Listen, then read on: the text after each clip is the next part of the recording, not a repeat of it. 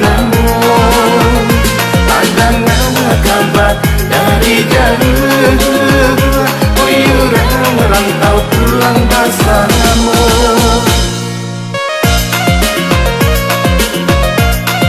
Kita menyediakan 70 bis dan alhamdulillah hari ini acaranya sukses luar biasa.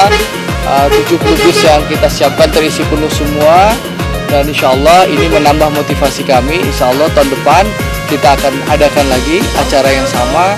Kalau tahun ini 70 bis, mudah-mudahan tahun depan bisa 150 bis. Amin.